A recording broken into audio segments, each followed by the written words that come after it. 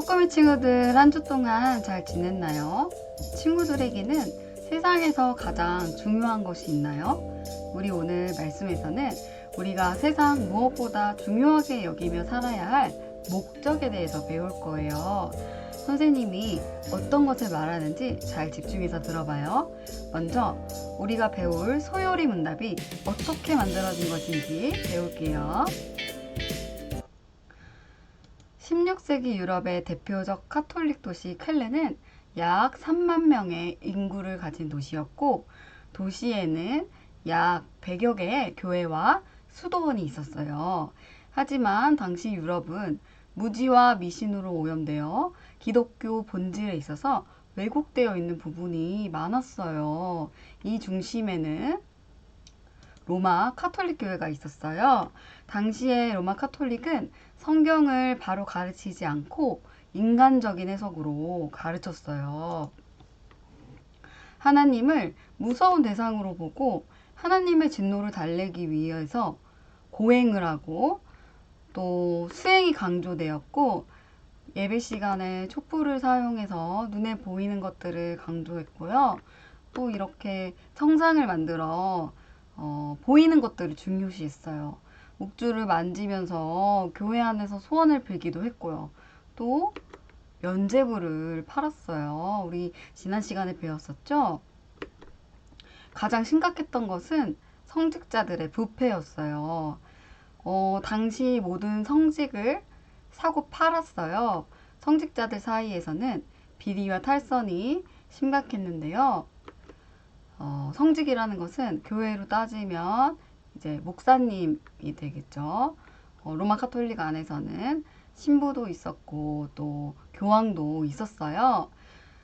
근데 이들은 심지어 가장 고위 성직자인 교황의 말에는 오류가 없다는 무호설까지 이야기했어요. 친구들, 사제주의라는 말을 들어본 적이 있나요? 사제는 하나님과 나 사이를 연결해주는 제사장 같은 역할이에요. 당시 성직자들은 사제를 통해서만 사제의 도움을 받아야만 구원에 이를 수 있다고 가르쳤어요. 그런데 우리에게는 사제가 필요할까요? 그렇지 않죠? 친구들, 세상에 있는 모든 사람들은 죄인이에요. 사제라는 것은 인간인데, 같은 인간이 어떻게 인간을 대신해서 하나님과 연결해 줄 수 있을까요? 당연히 그럴 수 없겠죠? 친구들, 죄가 없으신 분은 예수님밖에 없으세요. 예수 그리스도의 대속으로 인해 우리는 하나님의 은혜의 보좌 앞에 담대히 나아갈 수 있어요. 히브리서 4장 15절에서 16절 말씀은 이렇게 나와 있어요. 우리 대제사장은 우리의 연약함을 동정할 수 없는 분이 아니십니다. 오히려 그분은 모든 점에서 우리처럼 시험을 받으셨습니다. 그러나 죄는 없으셨습니다.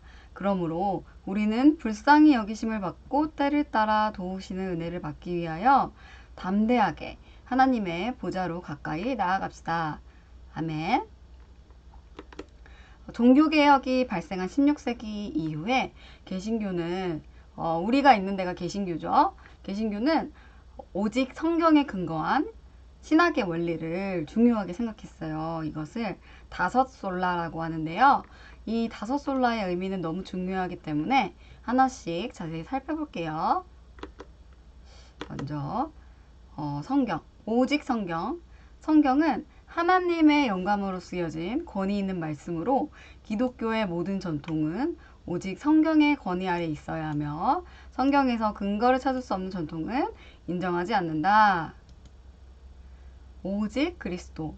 모든 인간은 죄로 인해 죽은 절망적 상태로서 죄의 종노릇을 하고 있으며 하나님의 진노를 받지만 이러한 상태에서 인간은 스스로 벗어날 능력이 없고 구원의 유일한 길은 십자가에서 하나님의 의를 완전히 이룬 예수 그리스도의 공로를 덧입는 것뿐이다.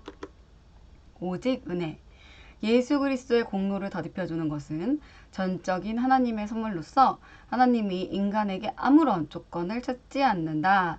믿음 역시 하나님의 선물로 구원의 은혜를 받는 통로 역할일 뿐 믿음의 대가로 구원을 받는 것이 아니다.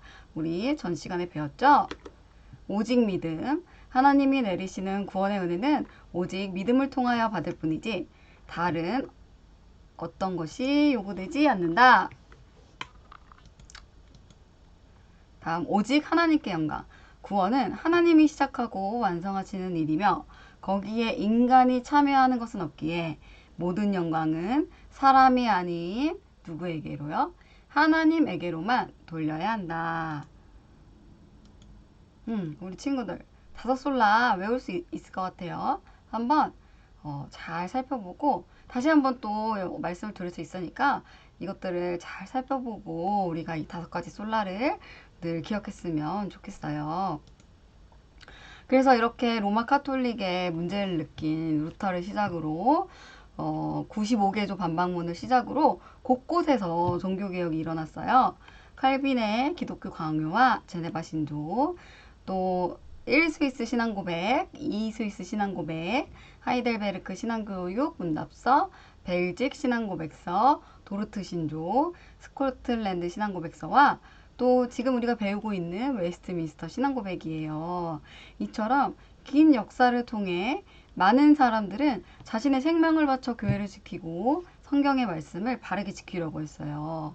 그렇게 만들어진 것이 교리랍니다. 그래서 우리는 교리를 배울 때 신앙의 선조들에게 감사한 마음을 가지고 배워야 돼요. 그 첫 번째 문답이 바로 오늘 배울 말씀이에요. 먼저 수요리 1문답을 찬양으로 배워볼게요. 잘 따라해보세요.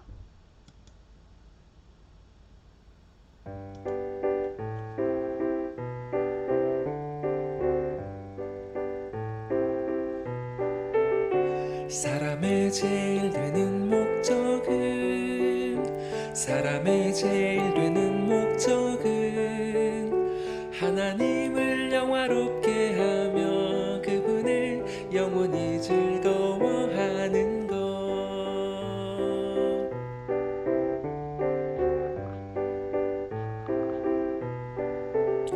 사람의 제일 되는 목적은 사람의 제일 되는 목적은 하나님을 영화롭게 하며 그분을 영원히 즐거워하는 것. 하나님을 영화롭게 하며 그분을 영원히 즐거워하는 것.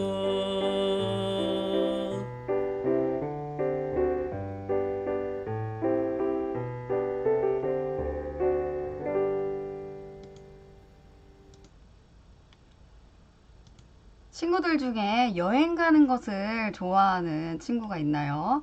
선생님은 여행 가는 것을 정말 좋아하는데요. 특히나 자연이 아름다운 장소를 가는 것을 좋아해요. 자연을 보면 기분이 정말 좋아지거든요. 하늘의 햇님은 우리가 세상을 볼 수 있게 환하게 비춰주고 따뜻하게 해줘요. 그리고 나무는 우리에게 맛있는 열매를 주고 또 깨끗한 공기를 만들어주죠. 또 바람은 우리를 시원하게 해주고 이렇게 세상에 존재하는 것들은 존재하는 목적이 있는데요. 우리의 존재 목적은 무엇일까요?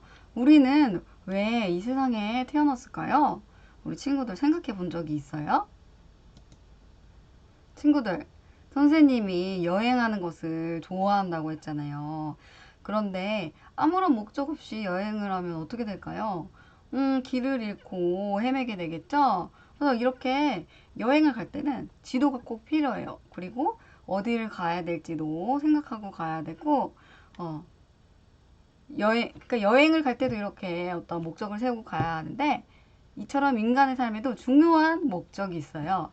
그것이 바로 하나님을 영화롭게 하고 하나님을 영원토록 즐거워하는 것인데요. 목적이 분명한 사람은 어떨까요? 이 목적을 이루려고 노력을 하겠죠?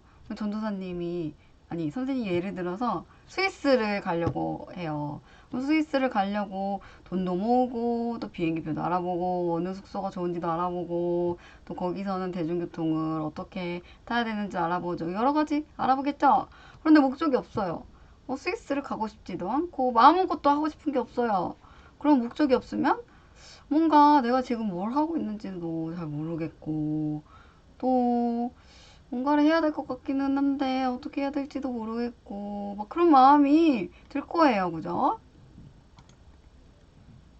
그래서 우리 삶에는 목적이 중요한데 이 목적을 뭐라고 말하고 있어요? 인간의 최고의 목적은 무엇인가? 인간의 최고 목적은 하나님을 영화롭게 하는 것과 영원토록 그를 즐거워하는 것이에요. 이 소요리 문답은 107개가 있는데요. 그 중에 1로 나온 거니까 또 얼마나 중요한 거겠어요? 그래서 이제 단어 하나하나의 의미를 살펴볼 건데요. 이 최고의 목적이래요. 최고라는 것은 어떤 의미가 있어요? 주된, 주요한, 최선의 라는 의미를 갖고 있어요. 이 말은 무엇이냐면은 친구들이 좋아하는 것들이 여러 개가 있잖아요. 뭐 예를 들어서 누군가가 친구들한테 어떤 선물이 제일 받고 싶어? 이렇게 물어봤어요. 그래서 선물 받고 싶은 거를 1, 2, 3번 이렇게 순서를 정해봐라 라고 말했어요. 그러면은 어떤 친구는 나는 친구가 좋아요, 장난감이 좋아요, 과자가 좋아요 할 수 있잖아요. 근데 어쨌든 1번에는 뭘 넣겠어요? 내가 제일 중요하게 생각하고 내가 제일 갖고 싶은 것을 정하게 되겠죠. 이처럼 최고의라는 것은 첫 번째로 중요한 것이라는 의미예요. 그렇다면 하나님을 영화롭게 한다는 말이 무엇일까요? 고린도전서 10장 31절 말씀을 같이 읽어볼게요. 시작. 그러므로 여러분은 먹든지 마시든지 무엇을 하든지 모든 것을 하나님의 영광을 위해 하십시오. 모든 것을 하나님의 영광을 위해서 하래요. 하나님을 영화롭게 한다는 말은 하나님의 영광을 위해서 하라는 말과 같은 말이에요. 하나님을 영화롭게 한다는 것은 내가 무엇을 하든 하나님을 인정하는 것. 그리고 나의 모든 선택의 기준이 하나님께서 무엇을 좋아하실까? 또 그거를 먼저 생각하는 것이에요. 다른 모든 것들보다 하나님을 가장 중요하게 생각해야 한다는 말이에요. 우리가 가장 중요하게 생각하는 사람이 있어요. 그러면은 그 사람의 말을 가장 중요하게 생각해서 지키고 싶고 그렇잖아요. 우리가 항상 선택을 해야 하는 상황에서 살고 있어요. 그죠? 우리는 오늘도 쪼꼬미 선생님 말씀을 들으러 올까 말까 고민하다가 우리 친구 듣고 있잖아요. 우리 친구들 너무 훌륭해요. 아무튼 우리는 항상 선택을 해야 하는 상황에서 살고 있는데 내가 하고 있는 것이 하나님을 기쁘시게 하는 결정인가 아닌가를 잘 생각해 봐야 돼요. 그리고 그 결정이 이게 하나님을 가장 중요하게 생각해서 하는 결정인지 하나님이 좋아할 결정인지를 아니면 내가 좋아하는 건지 이거를 잘 선택해서 해야 된다 이런 말이에요. 그래서 우리가 누군가를 막 사랑해요. 그러면은 그 사람이랑 계속 같이 있고 싶고 막 사랑하지 말라 해도 사랑이 막 솟아나고 막 기꺼이 뭔가를 하게 되죠. 이 영원토록 그를 즐거워하는 것은 어떤 거냐면요. 하나님이 주시는 어떤 선물을 바라는 게 아니라 그냥 하나님 자체가 너무 좋은 거예요. 그러니까 하나님이 아무것도 안 해줘도 하나님이 많은 걸 해주시고 계시지만 하나님이 너무 좋은 거예요. 그래서 하나님을 너을 사랑하고 하나님 너무 기뻐하고 이런 마음이에요. 우리 친구들 사람들은 뭐 그게 내가 좋아하는 사람일 수도 있고 내 친구일 수도 있고 또 가끔 부모님일 수도 있고 그런 것 같아요. 그런데 사람들은 나를 사랑하지 않을 때가 있지만 하나님은 정말 좋으신 분이셔서 나를 정말 사랑하세요. 그리고 하나님은 생명에 마르지 않는 근원이시거든요. 그래서 하나님은 절대 변치 않는 사랑으로 우리를 사랑하시는 분이세요. 그래서 어떻게 하나님을 사랑하고 내가 하나님 기뻐할 수 있을까? 이렇게 어렵게 생각이 들 수도 있잖아요. 그렇지만 우리 친구들이 기억해야 할 것은 하나님이 이미 우리 친구들을 먼저 사랑하고 계신다는 거예요. 그런 하나님을 사랑하고 즐거워할 수 있고 또 그런 사랑을 받는다는 정말 축복된 사람인 거죠. 친구들 이 세상에 영원한 것은 없어요. 우리는 오늘 만났지만 또 내일은 헤어질 수도 있잖아요. 그렇지만 하나님은 우리를 절대 버리지도 않으시고 떠나지도 않으세요. 그런 하나님을 나의 삶의 최고로 사랑하고 하나님이 기뻐하시는 삶을 선택하며 사는 삶은 정말 멋진 삶이겠죠? 우리 친구들 교리를 왜 외워야 할까요? 아니, 이렇게 어렵고 107문까지 있다는데 그거 언제 다 배워요, 선생님? 아, 이 교리 좀 어려운 것 같은데요, 하잖아요. 근데 우리는 왜 이 교리를 배워야 될까요? 교리라는 것은 뭐냐면요. 쉽게 말하면 눈이에요, 눈. 성경을 보는 바른 눈을 갖게 하는데 우리가 어떤 안경을 꼈느냐에 따라 세상이 달라 보이잖아요. 우리가 이렇게 선글라스를 끼면 세상이 무슨 색으로 보여요? 까만색으로 보이죠. 근데 이렇게 잘 보이는 투명한 예쁜 안경을 끼면은 어떻게 해요? 잘 보이잖아요, 세상이. 그죠? 그런 것처럼 우리 크리스천은 하나님의 말씀을 따라 사는 사람들인데요. 이 교리는 하나님의 말씀을 어떻게 바라봐야 하는지 알려주고 또 나의 생각과 세상을 바라보는 관점을 바로 세우도록 도와줘요. 그래서 히브리서 4장 12절에는 이런 말씀이 있어요. 하나님의 말씀은 살아있고 활동력이 있어서 양쪽에 날이 선 그 어떤 칼보다도 더 날카롭습니다. 그래서 혼과 영과 관절과 골수를 쪼개고 사람의 마음속에 품은 생각과 뜻을 알아냅니다. 근데 있잖아요. 우리 친구들 교리를 배울 때 가장 중요한 게 있어요. 뭐냐면요. 우리가 교리를 배우는 거는 하나님을 사랑해서 시작을 했지만 이웃을 사랑하는 마음도 중요해요. 우리가 교리라는 거에 갇혀서 이걸로 넌 이거 안 지켰지? 이렇게. 너는 교리에서 이렇게 말하는데 너는 이렇게 안 지켰어. 이렇게 남을 정죄하고 판단을 하게 된다면 그건 교리를 잘못 배운 것이에요. 왜냐하면 교리의 열매는 사랑이고 생명이어야 하거든요. 교리는 하나님이 말씀하신 대로 잘 이해하기 위해서 우리가 배우는 건데 하나님의 뜻이 뭐예요? 하나님의 뜻은 예수님이 뭐라고 하셨어요? 네 마음을 다하고 목숨 다하고 뜻을 다해서 너 하나님 사랑해라. 너의 하나님 사랑해. 이게 첫째 되는 계명이다. 둘째는 뭐래요? 그와 같대요. 하나님을 사랑하는 것처럼 내 이웃을 내 자신과 같이 사랑하라. 이게 온 율법과 선지자의 강령이니라. 이 두 계명, 하나님을 사랑하면 이웃을 사랑할 수밖에 없고 하나님을 사랑하면 이웃을 사랑해야 하는 거예요. 하나님만 사랑하고 이웃을 사랑하지 않는다. 이거는 잘못 배운 거라는 거죠. 이것은 삶으로 나타나는, 행함으로 나타나는 배움이 돼야 돼요. 우리가 교리 1문에서 107문까지 막 달달달달 외운다 해도 우리가 삶 속에서 이걸 살아내지 않는다면 아무런 의미가 없어요, 친구들. 그리고 우리가 교리를 달달달달 외워서 그거를 가지고 누군가를 해치고 누군가를 막 정죄하고 막 판단하는 데 쓴다. 그건 우리가 교리를 잘못 배운 것이죠. 그래서 우리 친구들 하나님을 사랑하는 것이 가장 중요하지만 하나님 사랑은 가장 중요하고 그 다음에 우리가 이웃을 사랑하는 마음으로 배워야 된다. 이 마음이 아니라면 우리가 누구를 판단하기 위해서 이거를 배우는 거라면 이거는 배우지 않는 게 나을 수 있어요. 우리가 꼭 기억해야 할 것은 교리의 열매는 사랑이 되어야 하고 또 우리가 교리를 배움으로써 이걸로 누군가에게 생명을 나누어주는 그런 배움이 되었으면 좋겠어요. 우리 친구들 잘할 수 있겠죠? 우리 친구들 믿어요. 그래서 우리 친구들 오늘은 웨스트민스터 소요리 문답의 제1문을 배우는 날이라 역사적인 배경에 대해서도 같이 배웠어요. 오늘 이만큼 말씀 공부한 우리 친구들 정말 멋진데요. 오늘 배운 내용을 잘 기억할 수 있도록 선생님이 매주 마지막에 퀴즈를 낼 거예요. 그러니까 오늘 설교 말씀이 끝나면 또 퀴즈가 있겠죠? 그 말씀이 끝나면 매주 낼 건데 그 말씀이 끝나면 다시 반복해서 듣고 또 퀴즈까지 꼭 잘 풀어보세요. 그리고 이제 또 이해가 잘 안 된다 그러면은 또 이거 듣고 또 들을 수 있으니까 한 주 동안 반복해서 들어보고 무엇보다 하나님을 그 어떤 무엇보다 사랑하는 우리가 되었으면 좋겠어요. 그럼 잘 지내다가 다음 주에도 만나요. 안녕.